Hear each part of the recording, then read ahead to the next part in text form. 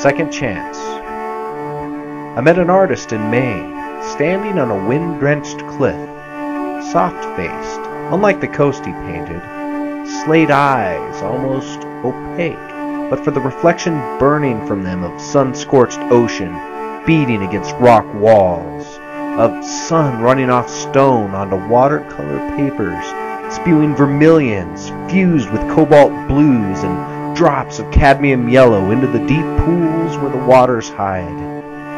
How would color come through the stone slabs of those eyes? I looked again and understood.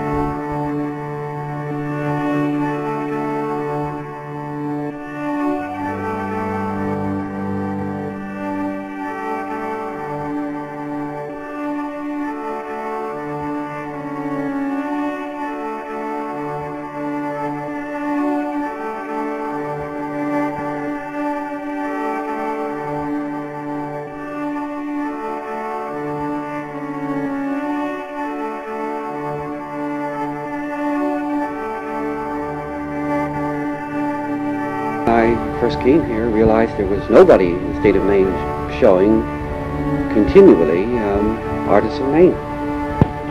And tourists who came here said, where do I find a good cross-section of what many artists are doing in Maine? We know a lot of painters live here and work here, and I used to have to send them from one gallery to another, back and forth.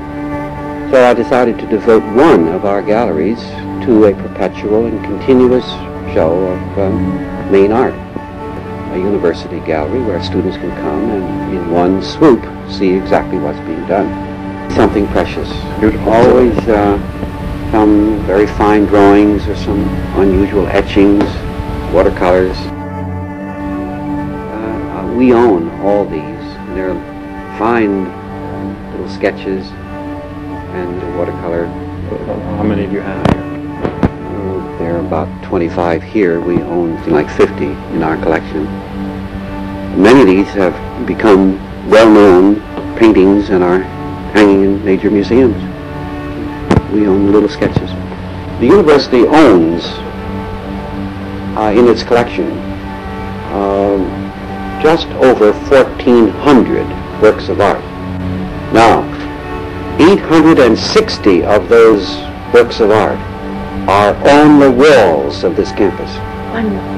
The only ones which are in our vaults are works that are perhaps too small or too precious to put out in public areas. Things we use for classroom teaching, for example. 860 paintings hanging on the walls that go into any building on this campus, and there are 100 buildings on this campus, 99 I think.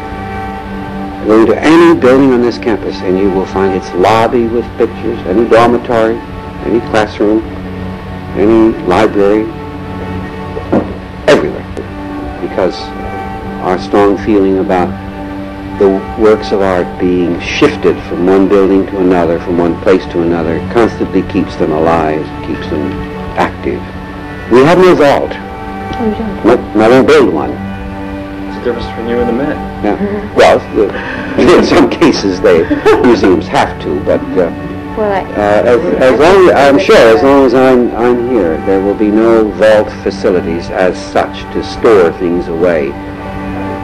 A university collection is quite different from, say, the Metropolitan or Boston Museum, where, of course, you have to have things in vaults, but we feel our works should be on display, should be in action, should be studied and available to the general student body. And also that they sometimes find locations on a wall and forever stay there, and nobody ever looks at them, you know.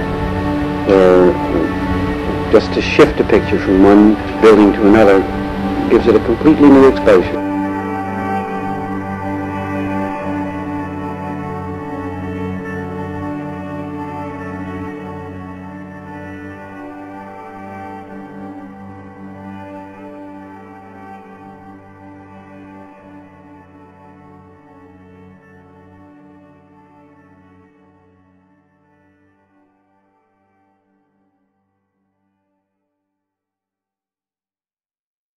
Actually, it's too bad you're here now and not 2 months from now, because I'm already starting to force spring flowers.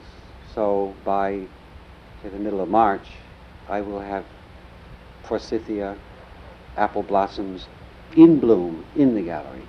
We force them Where do they in come water. from? From the campus. I have them cut and held over in one of the storage rooms in warm, in water, and then bring them over here, and it still gives life to a room. Let's see, the air is steady and too still. You can pull a lilac a good 4 or 5 inches out of the cutting.